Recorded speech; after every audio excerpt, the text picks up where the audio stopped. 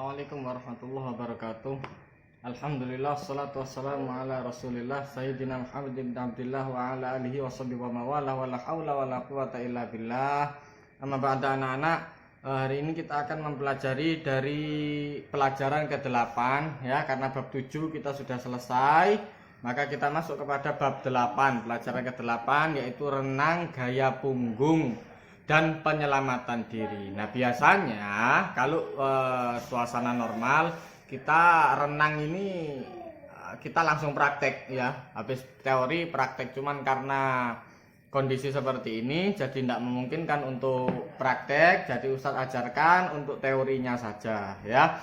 Nah, di saat renang gaya punggung ini silakan dibuka halaman 127. Di halaman 127 ya, tugasnya hari ini adalah mencatat. Oke, tugasnya hari ini adalah mencatat.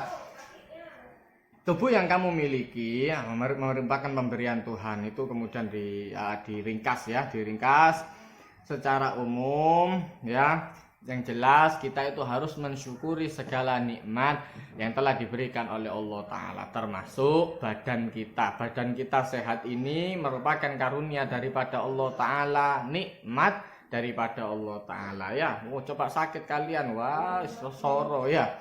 Nah, karena dikasih sehat maka harus disyukuri. Dengan apa mensyukurinya? Dengan menjaga. Salah satu cara menjaga kebugaran tubuh adalah dengan olahraga renang.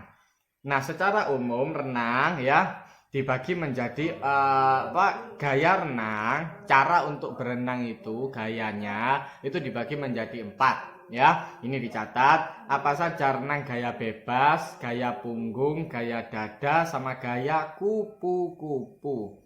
Gaya bebas, gaya punggung, gaya dada, gaya kupu-kupu. Nah, anak-anak jangan sampai kebalik ya antara gaya dada dengan gaya punggung. Gaya dada, perbedaannya gaya dada itu dadanya yang ada di bawah. Dadanya yang ada di bawah. Maka ketika berenang dada itu ada di bawah, seret. Ya. Nah, ketika orang renang gaya punggung, maka punggungnya yang ada di bawah, punggungnya yang ada di bawah ya. Jadi bukan gaya dada berarti dadanya sendiri ndukur, kebalik ya. Jangan sampai dibalik. Renang gaya dada berarti dada di bawah. Renang gaya punggung berarti punggungnya yang ada di bawah. Ya, patokannya air karena ini renang patokannya air. Oh, gaya punggung berarti punggungnya yang di air. Gaya dada berarti dadanya yang ada di air. Nah, gitu cara membedakannya ya. Nah, ini nanti kalau usah ngasih soal biasanya keluar seperti ini ya. Nanti ada gaya kupu-kupu juga, tapi tidak kita pelajari pada bab ini. Pada kelas ini kita hanya mempelajari untuk renang gaya punggung. Renang ya di halaman 128 itu dibuka ya, ini diringkas, dicatat. Renang merupakan cabang olahraga yang dilakukan di air dan dapat dilakukan oleh siapa saja asalkan mau belajar. Ndak gelem belajar ndak bisa ya, asalkan mau belajar. Nah, gaya punggung merupakan salah satu gaya di dalam yang bisa kita lakukan dalam renang ini. Apa saja yang diperlukan oleh belajar dalam belajar gaya punggung? Dalam mempelajari gaya punggung, hal-hal yang harus kita pelajari adalah berdoa tentu ya, kemudian pemanasan. Setelah pemanasan kemudian belajar tentang melakukan meluncur, nanti akan ada. Kemudian setelah meluncur kemudian gerakan tungkai. Tungkai itu kaki ya, namanya tungkai itu kaki, ujungnya kaki itu namanya tungkai. Ini umpama ini kaki ya, umpama ini kaki, karena kalau Ustaz kaki di atas nggak sopan ya.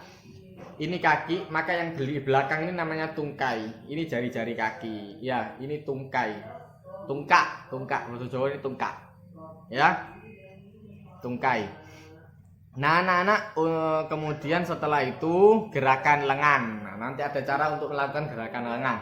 Kemudian setelah itu melakukan gerakan pernapasan di dalam air. Karena kita tidak bernapas dengan insang, maka kita harus mengatur pola pernapasan. Nah, ini pentingnya wong sing ngaji. Kalau bisa baca kaf, ha, ya, ain, son, ha, mim, ain, sin, qaf, insyaallah aman lah nafasnya. Tapi kalau 5 huruf itu belum bisa, itu alamat nafasnya pendek ya. Nah, kemudian setelah pernapasan, kemudian gerakan koordinasi. Koordinasi itu menggabungkan semuanya. Ya, kaki gerak, tangan gerak, napas kemudian ditahan, bisa meluncur ya. Nah, itu anak-anak. Kemudian diakhiri dengan pendinginan. Itu yang kita pelajari di dalam renang gaya punggung. Kemudian selanjutnya tahapannya. Yang pertama, tahapan pertama yaitu gerakan meluncur. Kalian bisa lihat ada di halaman 129 ya. Meluncur ya adalah gerakan untuk memulai perjalanan dalam renang. Memulai berjalan. Jadi ini kalau mau jalan gitu seret, itu namanya meluncur. Meluncur adalah gerakan untuk memulai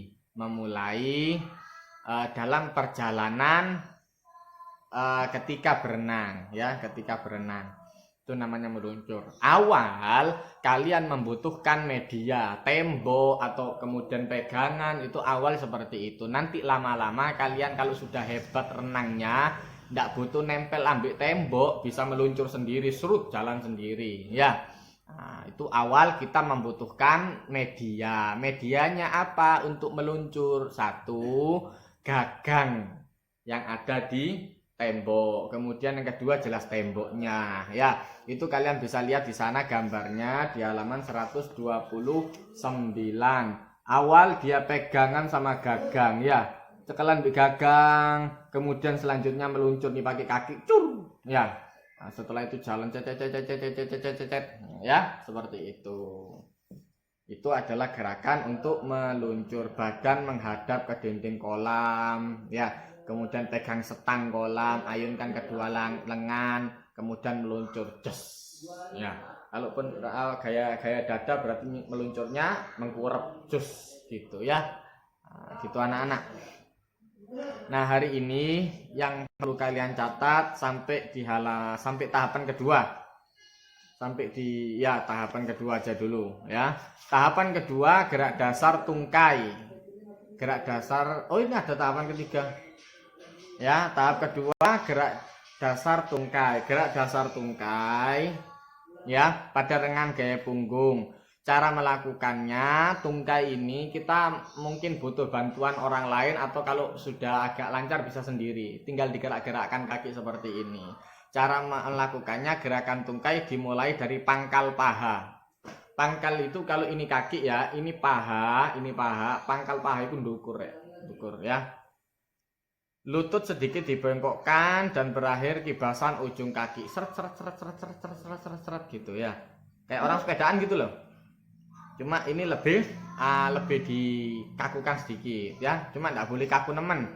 Gerakan tungkai harus fleksibel. Nah, ini yang saya jelaskan tadi. Gerakan kaki harus fleksibel, jangan terlalu kaku. Jadi kok robot ini wah, harus lemes ya. Seret. Enak.